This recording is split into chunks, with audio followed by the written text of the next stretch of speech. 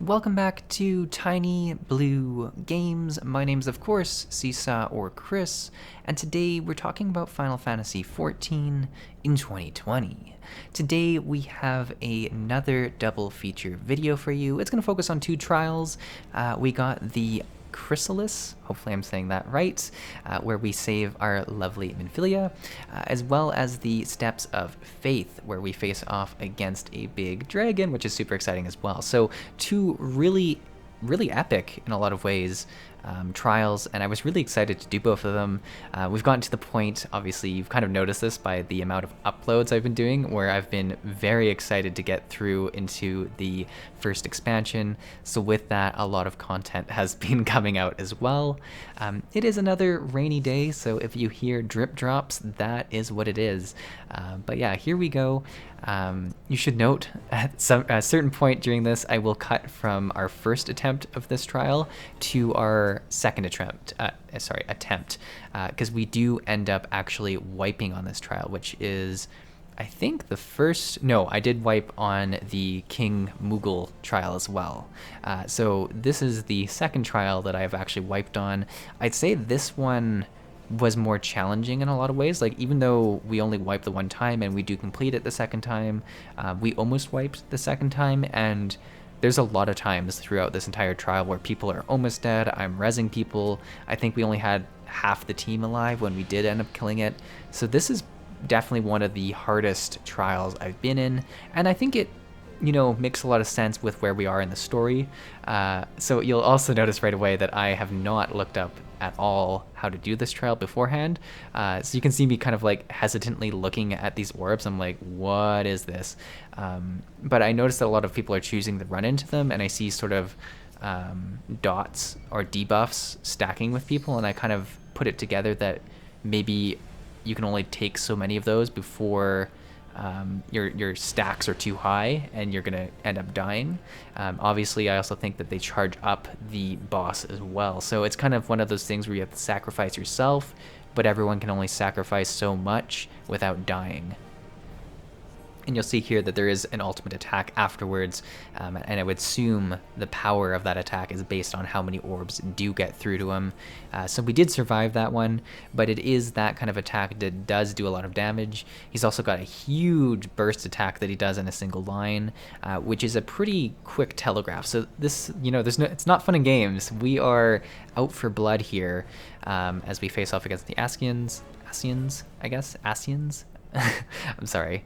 My pronunciation of everything probably irritates a lot of people, but I'm stumbling through this, and I think slowly but surely I'll learn things, hopefully.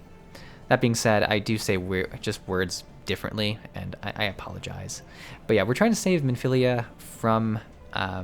she's kind of been captured, right? And these guys came back to try and steal the staff that we have hanging on our wall. There's a lot of story that went on here, but it was revealed that the Asians are trying to get this staff. We've also been playing with ways to kill the Asians as well. So I feel like they're kind of at a point where they're starting to feel a little bit threatened by us as well. So that kind of, that's often when people that you're facing against get the most dangerous, is when they know there's a real threat, whereas before they were kind of watching us and playing. This is more of a full frontal attack, right? Which is pretty interesting. It's also interesting because, like, obviously they meet and communicate and stuff like that, but a lot of individuals from the Asians like have kind of their own subplots going on. Like, it seems like, yes, they work together, but they also have individual plans. I'm not entirely sure, and I obviously know very little about the entire, like, how all this story will play out in the end, but that's just kind of what my thoughts are. We do have the one death there, which is unfortunate, but we continue. I try to do a little bit better at getting some of these orbs, but I'm still not great, and definitely stand in a lot of telegraphs. Well, like, it's a hard phase for me because I'm trying to rush around healing people, but I'm also trying to, like, stack some orbs. But I also think that if you're too close to another player when you do end up absorbing the orb, that both people can end up getting the debuff, which is really bad. I also noticed at this point that there was two different types of orbs, and I wasn't sure how they interacted with each other, so there was a lot of questions. This was a fight where I was like, kind of wish I had looked it up beforehand, because it was pretty difficult, and I felt like I was kind of holding people back. But you'll notice there that we had a bunch of deaths from that one because we did not do nearly as well on the orbs, and it just killed people outright. I also wasn't doing as good at topping people up, which is really unfortunate. And I think kind of an issue that I'm starting to realize is that I need to pay a bit more attention to the class symbols, because at certain points I'm like, okay, wait, who's a tank, who's a healer, who's what? And I definitely, when I was panically like trying to top people up, I'm like, okay, who should I prioritize? And there was a while there where I was like, oh my god, I don't even know who I should prioritize. So it definitely forced me to look at myself as a healer and be like, okay, I could have done better. And I think I do better in the second pull, but you guys can be the judge of that. So we'll move to the second pull now. All right, so I brought us kind of to the same point in the second pull here. That was just the second big attack again, and you can see we do have a lot more people alive, which is doing well, but those attacks do a tremendous amount of damage. Like it's actually crazy. They almost one-shot some of us, and it could be a case once again where some people don't have quite as good gear like I did in the Moogle one. Certainly as a new player, without the comments you guys gave in YouTube, I wouldn't have gone and got the Ironworks gear. I still haven't upgraded it, so I'm no hero here, but at least it has helped a lot in terms of surviving some pretty nasty attacks. But we do continue to push here, and I'm feeling pretty good, and I'm like, okay, we're just gonna burn him. That must be everything. But no, there is a final phase where things get pretty crazy. This is ultimately where we ended up wiping in the last attempt. So this one we do end up making it through, but I'm still pretty confused by what goes on in this realm. Very cool, first off, that you are teleported to this just crazy looking realm.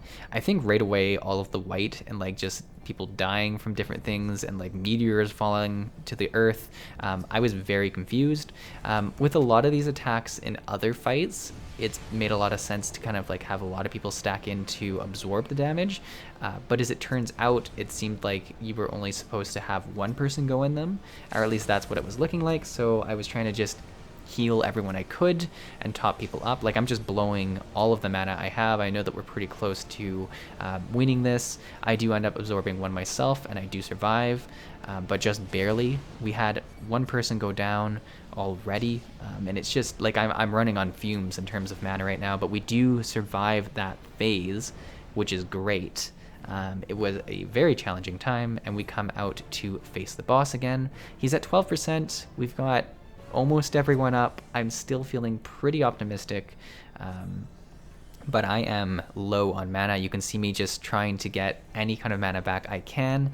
I do end up getting some of it back here and topping some people up. We do resurrect the one person who's down, and now it's just the last 5%, and we spoilers, but we do end up doing it in the end, which is great. So we do end up saving Minfilia, which is really exciting, and we foil a little bit of the Ascian's plan, which is even more exciting as well. But let's move on to the second part of our double feature video. Alrighty, so here we are in our second portion of this video. We are doing the Steps of Faith. This is very much a Ishgard, Heavensward kind of trial. It is, I think, the last one on our way. I'm pretty sure we are going to be looking at some Heavensward stuff soon here, because this is, I don't know, this is getting real close. They keep tempting me by coming back and like getting close to the Ishgard people, and then we go and do something else for a bit, and then we come back for a bit, so I'm feeling like this is definitely getting there. We are facing off against a bunch of dragons that Lady Iceheart sort of set on Ishgard. So we are here going at it. You can see our one person's pretty excited to get going. Look at how high he can jump. Like, for someone so short, just crazy. But yeah, I'm totally in love with this. I love huge dragon fights. This is definitely pretty cool. It's not like, you're not, going against the dragon as like you would a typical raid boss. It's more of like he's just going to keep walking, and you kind of interact with different ads and him while he walks. But it's also very cool because it makes the dragon feel particularly impressive and devastating, because you're just doing your own business and then you get stepped on by the dragon and he like just flings you to the side and does a ton of damage. Like it's almost like we're insignificant to him, and it's a race against the clock in a lot of ways, because he's trying to get to his destination and we are trying to defend the bridge or the walkway here. So it's also really cool because you're constantly moving along with the fight. So without even paying attention, you do travel a fair distance in this fight, and there's not a lot of boss fights that I can say you do this. I'm actually even struggling to think of another boss fight where you do progressively move the whole time. One that comes to mind is maybe Halls of Reflection. This was way back in Wrath of the Lich King for WoW. I keep bringing up WoW when I talk about this game because, let's be honest, they're rivals. A lot of things are comparable, but in that fight you do face off against the Lich King at the very end, and he kind of chases you out of the Halls of Reflection dungeon, and you are progressively moving and going against barriers, and you keep walking through. So it's kind of got that feeling to it, where there are parts where you do stop and do a little bit more damage or take a little bit more damage, and you just progress the fight continuously. Now, one of the hardest things I'd say as a healer in this fight was that it's a huge space. It's a huge space. There's a lot of like things you have to watch out not to stand in, and you're constantly moving. So one of the more challenging things was making sure that people are always in your range. There's a few times here where I'm trying to save someone and I'm like, ugh, I can't heal you, where are you? And you just have to go and hunt for them.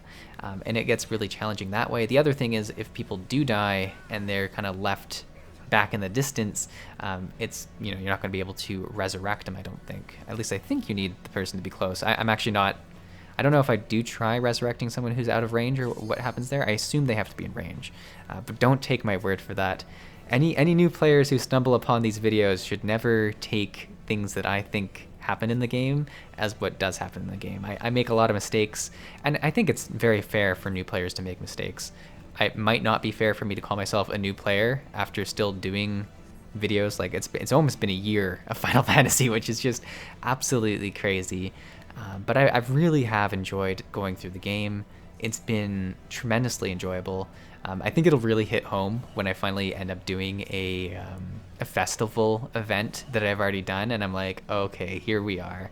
That's probably when I'll stop calling myself as much a new player. But I think on another note, it's more once you do get to end game and you're with current events in the story, and I'm definitely far from the current events in the story. But yeah, that was a long aside to say I've been playing for a while, but don't trust what I say. So you can see the dragon's moving pretty slowly towards this target.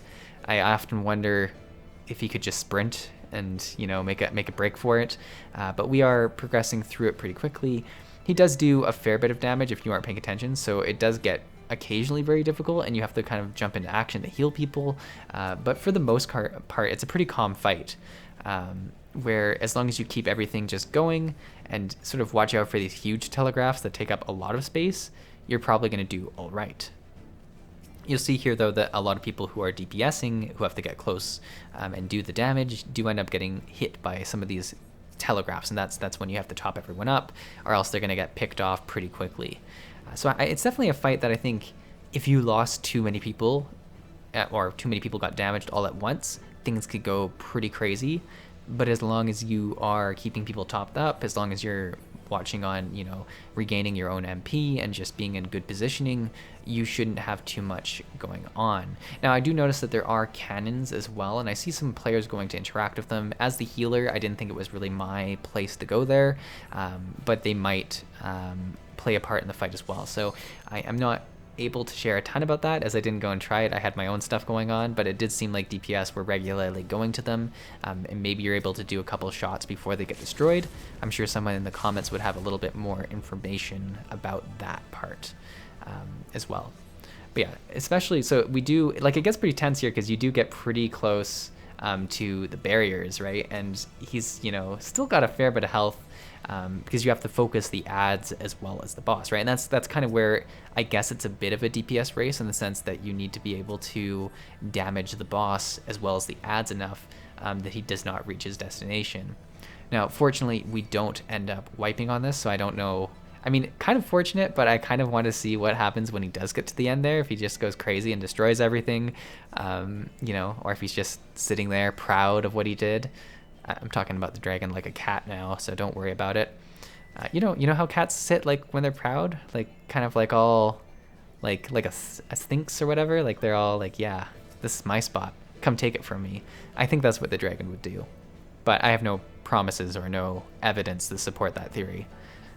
But yeah, so I think looking back at this, some things I could have done a bit better was maybe toss in some more damage myself, specifically using my AoE attacks to kind of clear out a bit more of the ads. But that being said, there is a lot of pressure on pretty much everyone in this fight. It's definitely not one of those fights where it's pretty much just the tank that's taking damage. Like, for a lot of this, I wouldn't be able to tell you who the tank was, just because there is so much damage going out towards the entire party as a whole. But yeah, and that kind of made it feel very different than a lot of the other trials we've been in, which I think is good. I think it's good to keep things feeling different, right? Like it gets boring if it's the same fight over and over again, and this definitely was a different feeling fight, even most notably from the fight we did just like at the start of this video.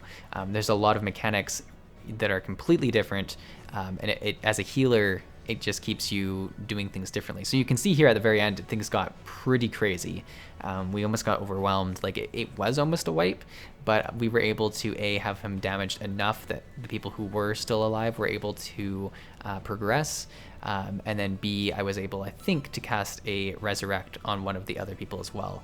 And I just chose someone who was within range. So that is what happened, is that there was a lot of people who were down at once, and we were able to get everyone topped up and get back into the action. But we do end up bringing down the dragon. We do save the bridge, and we progress onward towards Heavensward. But yes, thank you for watching, everyone. Hopefully you did enjoy this video. I had a lot of fun, and I really look forward to our videos next weekend that should deal with the expansion. But thanks for watching.